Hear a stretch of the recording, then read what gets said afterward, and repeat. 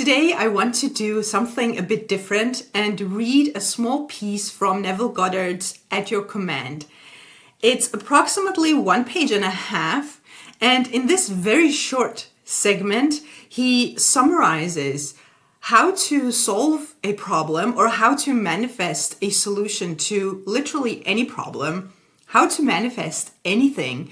He gives examples of what people have manifested using this method. He explains how consciousness is the only reality that creates your physical world, how you don't need to do anything in the physical, how the 3D has no power, etc.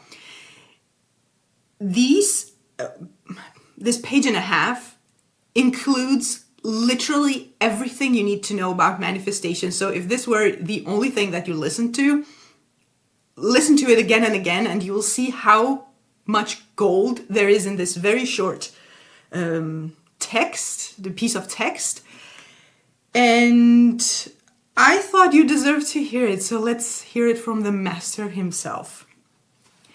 To dissolve a problem that now seems so real to you, all that you do is remove your attention from it.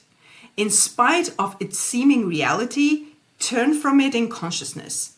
Become indifferent and begin to feel yourself to be that which would be the solution of the problem. For instance, if you were imprisoned, no man would have to tell you that you should desire freedom. Freedom, or rather the desire of freedom, would be automatic. So why look behind the 4 walls of your prison bars? Take your attention from being imprisoned and begin to feel yourself to be free. Feel it to the point where it is natural. The very second you do so, those prison bars will dissolve. Apply this same principle to any problem. I have seen people who were in debt up to their ears apply this principle, and in the twinkling of an eye, debts that were mountainous were removed. I have seen those whom doctors had given up as incurable take their attention away from their problem of disease and begin to feel themselves to be well in spite of the evidence of their senses to the contrary.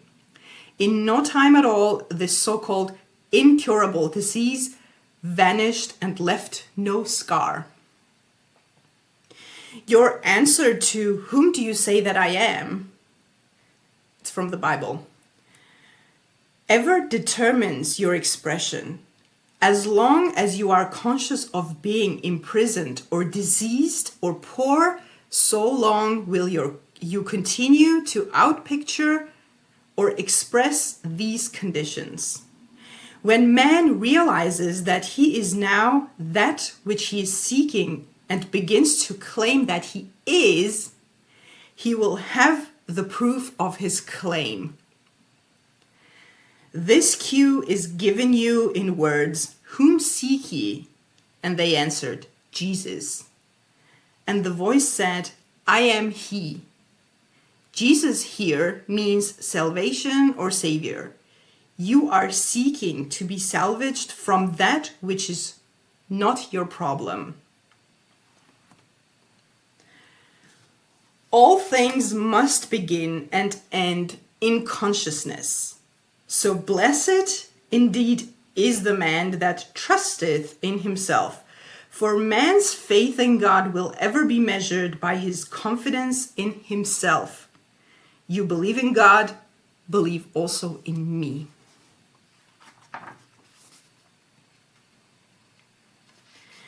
It is impossible for the poor man to find wealth in this world, no matter how he is surrounded with it, until he first claims himself to be wealthy. For signs follow, they do not precede. To constantly kick and complain against the limitations of poverty while remaining poor in consciousness is to play the fool's game. Changes cannot take place from that level of consciousness for life in constantly outpicturing all levels. Life does not care whether you call yourself rich or poor, strong or weak. It will eternally reward you with that which you claim as true of yourself. Here in these couple of pages, he gives literally all the information that we need to manifest anything. It's our focus on our desire that brings our desire to us. It's the conscious claiming of what you desire as true now that makes it manifest. And this is why we affirm in first person present tense, or even if it's not first person, sometimes you affirm something about another person, but it's always present tense as if it's already happening now. That is why when we visualize or have these inner conversations, we do them as though it's already true. And this is such a key to manifesting, because when your feeling of it is that it maybe will happen sometime in the future, that is going to keep it in the future. So here he keeps saying that your focus needs to be on the desire as if it has already happened now. Listen to this part again and again, and you will absorb and get used to this idea that you are the one creating your reality, and you cannot have your desired reality regardless of what is going on in front of you or around you in the 3D,